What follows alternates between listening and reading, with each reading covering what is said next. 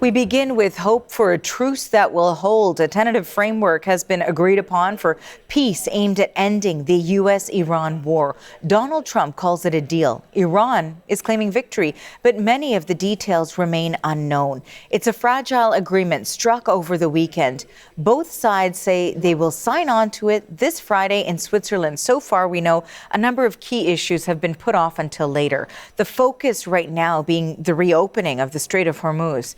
Trump says that will happen after the signing. Prime Minister Mark Carney has welcomed word of the agreement as he wrapped up a visit to the Republic of Ireland and headed for the G7 Leaders Summit in France. He highlighted key questions yet to be addressed.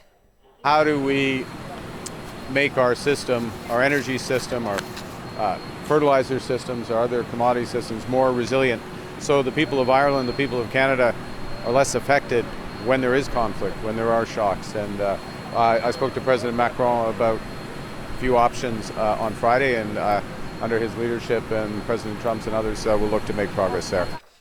Now, as the G7 leaders begin discussing the reopening of the Strait of Hormuz and stabilizing the global economy, other thorny issues remain, including Israel's ongoing fight with Hezbollah in Lebanon. Some Israeli leaders are furious with the Washington-Tehran agreement and say it will have no effect on their military operations. Now, Donald Trump has not spoken on camera yet today about that tentative agreement, but he has gone online to post this message, saying, quote, "Ships are starting to move, many loaded up with oil out of the Strait of Hormuz. They are going along the southern highway, which is totally safe, secure, and pristine. There are other areas of travel also." Trump has made such claims about a restart in the strait before, only to be contradicted by shipping officials. So far today, there's no word of a resumption of any major activity. As for the tentative agreement between the U.S. and Iran that promises to reopen the strait, Trump's vice president is the one doing the talking for now. The CBC's Katie Nicholson is standing by in Washington for us. Hey, Katie. So J.D. Vance has been speaking to U.S. networks, morning shows. What did he have to say so far today? Yeah, this is all about getting that message control in because there's been unverified details leaking out from the Iranians and from U.S. officials about what is in this memorandum of understanding. So Vice President J.D. Vance did tell the morning shows that he spoke to today that the full text of this MOU will be released this week. So we should be able to, should that happen, get into the nitty-gritty details. Vance appears to be doing some of that messaging here as criticism has started to bubble up around some of the leaked, unverified information that is circulating here. So here is a little of what he had to say about some of those criticisms about what may or may not be in this agreement. To be skeptical of this is that the hardliners in the Iranian system will overemphasize the benefits that Iran gets while underemphasizing all the things that they have to concede and all the things they have to provide in order to get these benefits. I think the dance you're going to see, Ed, which is going to be interesting, is the Iranian media, especially the hardline media, they're going to talk a lot about what they get without talking about what they give. So, Arthi, this is what we actually know, and this is because it has been sort of publicly acceded to by both sides. So we know that this MOU spells out the immediate cessation of military engagement between Iran and the U.S., the end of the U.S. naval blockade of Iranian ports, and when signed, it is supposed to spell the reopening of the Strait of Hormuz. The U.S. president insisting last night that this is going to be toll-free, and we also heard J.D. Vance on some of the morning shows today also sort of parrot that this is going to be toll-free access again through the Strait of Hormuz. But of course, there's also that lingering issue of sea mines in the water that has to be cleaned up.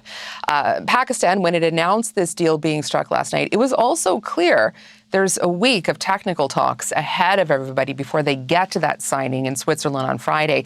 And as we've seen, the agreements that are struck during this conflict, these 4 months, they're complicated, they're fragile. So it appears, too, that there are many more of the thorny issues. For example, the future of Iran's nuclear program, the lifting of Iranian sanctions, access to Iran's frozen funds, all of that sort of kicked down the road, it appears, just a little bit more as this agreement creates an extra 60-day negotiation period for those and other contentious issues. And it's perhaps more helpfully viewed, and the Vice President has suggested this today, as the first in a series of steps toward peace, this MOU. The other thing to keep in mind, last night, Trump told the New York Times that if the U.S. fails to make a concrete deal on Iran's nuclear future, he would resume military action. So there is still a lot of uncertainty. There is hope in parts of the region, but a lot of uncertainty and a kind of a wait and see now to see what's actually in the text of this MOU and then what happens next as everybody moves towards Friday and this potential signing of a deal in Switzerland. As you touched on there, Katie, of the few details that we do know, we understand that the deal is to happen or is to be signed on Friday in Switzerland, but it appears Israel won't be there. They are part of the conflict, but they're not part of this agreement. And that kind of creates these questions about how the apparent commitment to end the fighting in Lebanon will work. Yeah, and Israel said it's not going to be pulling its troops out of Lebanon. Its national security minister insisted that this agreement does not require Israel to cease hostilities with Hezbollah in Lebanon. And we know that that's been a red line for Iran from very early on in the days of this war. And even think back to the negotiation of that first ceasefire agreement, right, where it was because those hostilities were continuing, Iran was saying, well, this is a null and void a ceasefire agreement. So Vance was asked about Israel and those sort of ongoing tensions with Hezbollah this morning in relation to this memorandum of understanding and sort of how he sees it potentially affecting it. Here is what he had to say. Been a good partner, but we do expect everybody in the region. They've been participating in this peace agreement. They've been participating in our talks with Iran. They understand where our perspective is. And what the president has said is that we expect everybody to honor this agreement. There are always, Gail, these bumpy moments with these ceasefires. Sometimes someone will fire and sometimes somebody responds. We certainly expect the Israelis are going to be a participant in this peace process. Now, Arthi, important to note here, Hezbollah did put out a statement this morning. It's warning Israel that it's not going to accept any attacks that violate Lebanon's sovereignty or target its people. And we did hear similar language in a briefing this morning from Iran's foreign ministry spokesperson, who kind of parroted some of that same language, talked about respecting Lebanon's sovereignty, being a part of this interim agreement. But again, we don't have the text of that, so we don't know that. But as the vice president said, it could get bumpy. Israel and Hezbollah, of course, ignoring the U.S. president's demands periodically over the last 4 months. They stopped firing on each other and through the ceasefire as well. So any provocations on either side could potentially threaten to topple this deal before it even gets signed on Friday. So lots to watch there, particularly as these technical conversations continue. They're supposed to be happening in Doha. All of this to try to get people to the table to ink this deal on Friday in Switzerland. Katie, thank you for this. That is the CBC's Katie Nicholson in Washington.